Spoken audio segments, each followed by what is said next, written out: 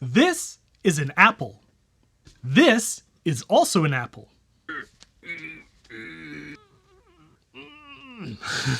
I may not be a very good apple squeezer, but this thing sure is.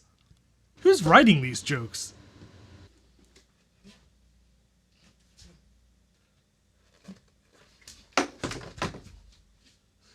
Anyway, this is the AppleSqueezer Apple IIGS Accelerator, and it is no joke. It's brand new, almost unbelievably powerful, and today we're going to check it out together.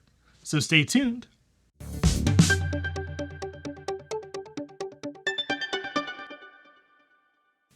And if you enjoy retro tech YouTubers asking you to subscribe before even showing you the fruits of their labor, really?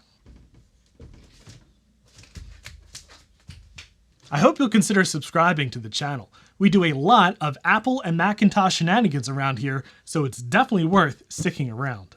The AppleSqueezer GS is a brand new accelerator built by Nick van Zuchtelen from the wonderful land of the Netherlands. Using the power of FPGA along with a real 14 MHz 65816 processor, the AppleSqueezer accelerates an Apple IIGS way faster than any period accelerators ever did. Nearly as fast as the fastest overclocked accelerators and modern recreations of the Transwarp GS. Oh, I guess we'll need an actual Apple IIGS to test this thing out on, and this is an Apple IIe. Ow. There we go. This is the transparent Stealth 2GS that we built a little while ago. If this is your first time seeing this behemoth, check out the build video right here. Now, I first found out about the AppleSqueezer thanks to Nick's post on the Apple Fritter forums back in December of 2021. And basically, I've been trying to get my hands on one ever since then, which has been basically impossible. Thanks to the global component shortage, Nick has been releasing them in, well, pretty small batches every couple of months. Imagine my absolute surprise when just a few weeks ago, Nick reached out to me and asked me if I've heard about his project. Oh, have I? He generously offered to set one aside for me from the next batch, and here it is. I can hardly believe it. I've lusted after this thing for months. Now, he didn't send this to me for free or even in exchange for any kind of review. So any warts that we run into while playing with this thing, and I fully expect some, we'll discover together. So what I'd like to do today is first, we'll take a closer look at the AppleSqueezer itself. We'll crack it open and see how it works and hopefully not destroy it in the process. And then I want to compare it first to the stock 2GS at a paltry 2.8 megahertz, and then against my Zip GS upgrade running at 7-point-something megahertz. And then the most important thing of all, just how much better will this thing run Wolfenstein 3D? Okay, so the AppleSqueezer is a cool little sandwich of two different boards here with sockets that hold it together on either side, and I'm going to leave this little height extender socket on here so I don't accidentally bend any of the pins on the AppleSqueezer itself. But yeah, this should ply apart pretty easily, so let's try to open this up without breaking it. No, I'm just kidding. I'm just kidding. Plastic spudger. And just make sure there's nothing in the middle here that I'm going to hit with the spudger. I should probably also take note of the orientation of the two boards here. So we've got 4 dots here corresponding to the front notch of this socket here. So 4 dots, front notch. Don't let me forget it. All right, crack the old apple in half. So the black board here is the FPGA board. It's the Xilinx Spartan 6, and according to my expert Googling, it's optimized for automotive applications, which is pretty cool because when this thing is together and sticking out of your computer, it kind of looks like a carburetor. Pretty neat. And here is the AppleSqueezer itself with just a few chips on here, including the most important right here, the 65C18 chip, the actual same processor that's in the Apple IIGS, just this is a different package, surface mount package, and yeah, rated to go quite a bit faster. And I really like the AppleSqueezer logo. It looks quite nice on this board. Shame it's hidden on the other side, but you know, it's probably pretty expensive to print on this side of the board for just that one thing. Okay, so I have the 2GS running some benchmarks now on the stock processor, and we've run into the first kind of limitation of the AppleSqueezer. Unfortunately, due to DMA issues, and as we all know, DMA stands for Direct Memory Access, it won't work with my beloved Micro Drive Turbo, so we have to switch to something different. Like the wonderful but very expensive CFFA 3000, but unfortunately mine doesn't work. It never worked. It just started crashing right out of the gate in the menu system. So yeah, unfortunately, we are now booted off of the floppy emu, which, you know, this is the handiest device on the face of the planet. I'm worried it's a little bit slow, maybe slowing down the system here, but at least it'll be consistent so we can see the percent improvement of the ZipGS and the AppleSqueezer over the stock 2.8 megahertz CPU. And of course, let's get a feel for Wolfenstein at 2.8 megahertz. This is going to be pretty brutal, I suspect. All right. Ooh, that is not fast. I do like to play with the trackball, actually. It's a lot of fun this way. And I mean, it's not too bad. Calling it frames per second is maybe a little bit generous, but it does work. And then another quirk of Wolfenstein on the Apple IIGS, and I don't really understand why this is the case. The regular Apple IIGS used ADB, just like the Macintosh, but on the Stealth 2GS and on a lot of the early 2GS motherboards, there are header pins to use your Apple II style keyboard. And yeah, these buttons don't work in the game. I don't understand why the keyboard doesn't work. A couple of the keys do work, but yeah, the playing the game keys do not. Can't open doors, you can't shoot. So yeah, have to resort to plugging in the ADB keyboard here. All right, let's pop in ZipGS. So we just have to carefully pry out the original processor, which I am terrible at doing. And we install the original 65816 on the ZipGS board here, just like that. And now we get to use the super fancy 65C816 running at 7.0 megahertz, 7.2. I forget. We'll find out in a second.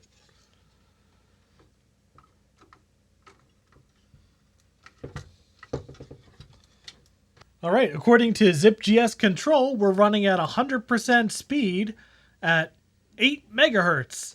So first, let's run those benchmarks.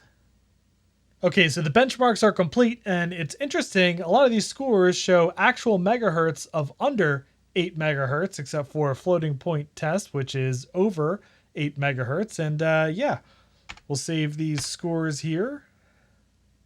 And let's check out some Wolfenstein 3D.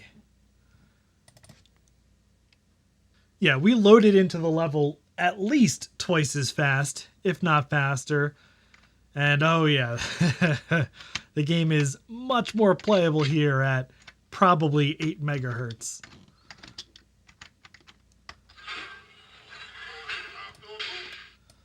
Oh yeah. I mean, the animations were just comically slow before. The doors still feel a bit slow. And oops, I almost died. But yeah, this is now what I would call a playable game. All right, let's squeeze this apple. All right, it's time for the most exciting part. Except there's problems.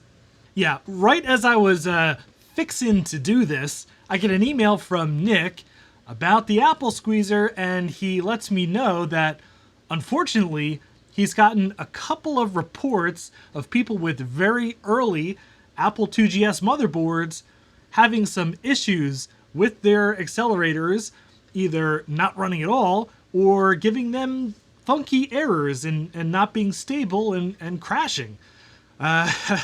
So he rewatched my video and very kindly discovered that my board is one of the ones he's had a report about. So yeah, this might not work at all.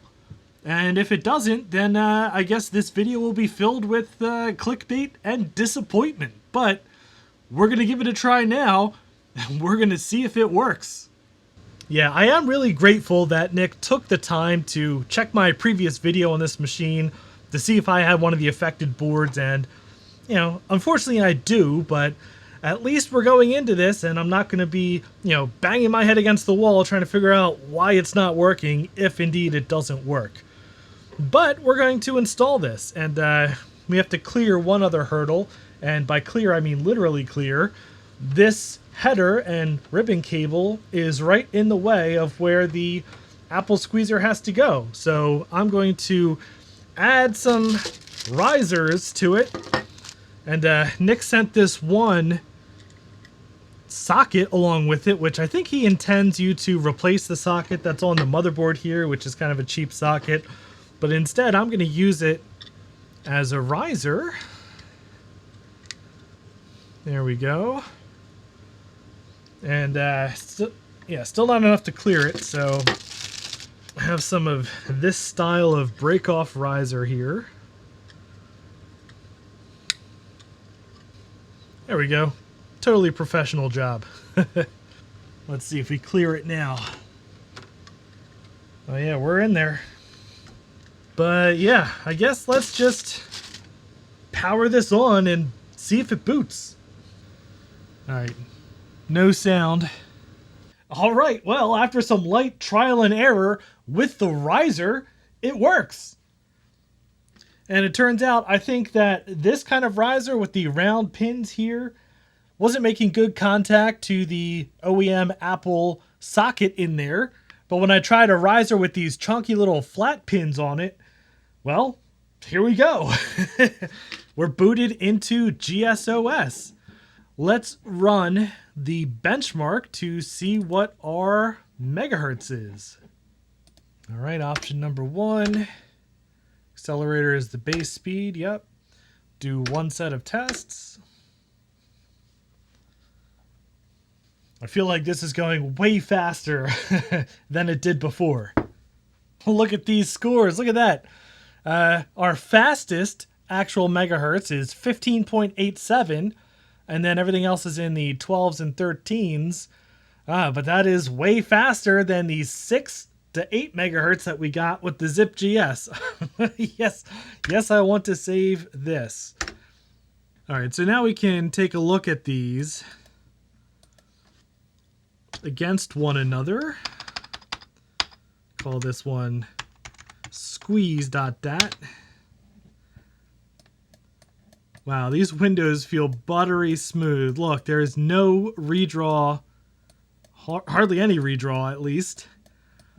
You know, on the stock processor, dragging a window, you drag it and then it would slowly redraw itself. So this is pretty incredible. Wow. Can I just open these as text files? Yes. All right, here are the stock scores. Here is the ZipGS, which is quite an improvement. And here is the AppleSqueezer. And just look how much faster that is. 500 iteration, integer math, 281.83. That is like, what, half? Oh, man. This is unbelievably fast. Oh, and then, of course, the other thing to check, which I forgot for a second, about this Apple IIGS. Oh, look at that. We have 14 megs of RAM.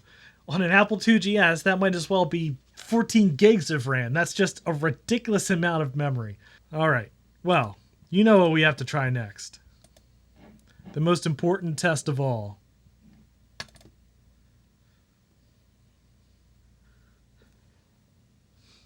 All right. Whoa. Look at this. Keyboard control. That is quite a nice frame rate.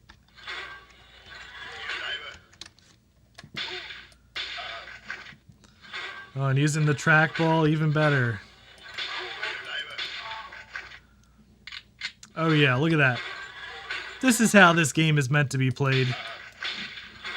Oh, it's so fast. Oh, look at it. Look at it. It's so fast. Whoa. Oh, no slowdown. No jankiness. It's buttery smooth. Oh my goodness. Oh, this is worth it. This is worth every penny. Oh my goodness. Oh, it's so fast.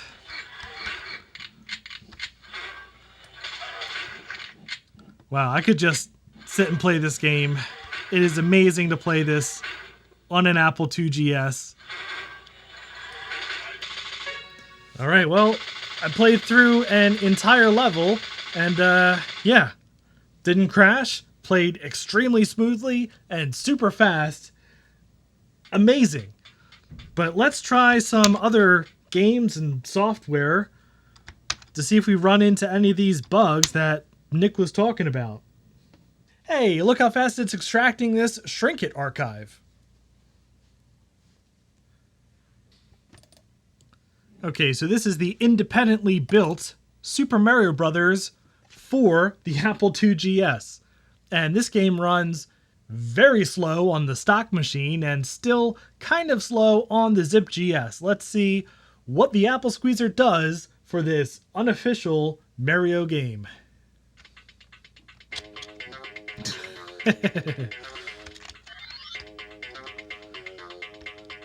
Awesome. It's like full speed. Yeah.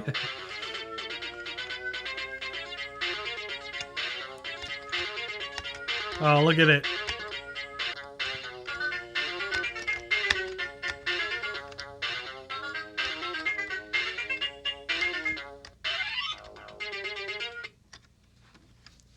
All right. I beat it. The first level. I wonder how much of this game is actually in here. I usually give up by this point because it's so slow. But look how fast it is on this machine. Okay, you know what we have to try.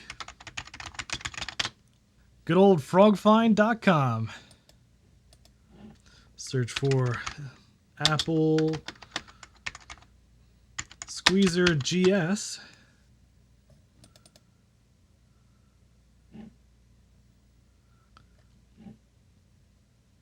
I really need to work on a version of FrogFind that works well on Weber because, yeah, a lot of this text is almost unreadable because it's trying to do some kind of dithering. So, yeah, maybe I just need to go with a more solid color that's Apple IIGS friendly. Yeah, check it out. We can technically browse the web on the 2GS. Let's try a site that'll work a little bit better here.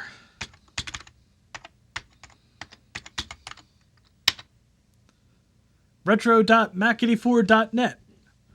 Yeah, I should use this font color. This is much more readable. Look how fast this scrolling is on this fully rendered HTML page. I have computers in the gigahertz that are much worse with, well, modern web browsers, but still, this is rendered HTML. Okay, so that'll do it for today's video, and wow, I'm so incredibly excited, and I just can't believe it. I've had this stealth Apple IIGS project in mind since like 2013, and this motherboard I bought by itself probably in 2015, and it's been sitting around since then as I was trying to figure out how to get the rest of the parts that I need to do this build. And really, it's thanks to all of you that I'm able to get this to this level of bonkers with this clear case and this amazing AppleSqueezer accelerator and just the keyboard and everything. It's amazing. I'm so grateful to all of you for watching all of these videos and enjoying this stuff right along with me because I love it. I love these old computers and just taking them to the most extreme level that they can go. Yeah. And this AppleSqueezer is amazing. I haven't run into a single issue in the hours now that I've been playing with it. The one thing I noticed is that if I bump the computer, it can freeze, but that's because I'm using a pretty janky riser in there to raise up the AppleSqueezer over the keyboard header. So maybe those issues that some people had with early revision Apple IIGS motherboards are just flukes of those specific boards. And I don't think anyone else has put an AppleSqueezer into a Stealth 2GS, so this might just be the fastest stealth Apple IIGS in the world currently. And that's pretty darn cool. And of course, now I have some pretty awesome accelerators and cards that I'm not using in the Stealth 2GS anymore, including the amazing ZipGS upgrade, which is super rare and was donated by a very kind viewer of the channel. So what I think I want to do is put together a normal looking Apple IIGS with a bunch of these components and kind of have both available that I can show off together at, say, VCF East. But that's it for this week. Thank you, Nick, again so much for setting one of these AppleSqueezers aside for me. Man, this thing is just awesome. But if you enjoyed the video, I'd appreciate a thumbs up. And if you'd like to see more Apple shenanigans like this, please subscribe down below. And thank you very much for watching. And a special thanks to Alberto Guerre, Camila Noceda, Chris Allegretta, Chris Biggs, Chris Calderon, Chris Nelson, Cobalt Retrotech, Control-Alt-Reese, Daniel Hubbard, Greg from Hrutkay Mods, Ryan, and Scott Thompson, who are my highest tiered patrons, and all of my Patreon supporters for helping to make these videos possible.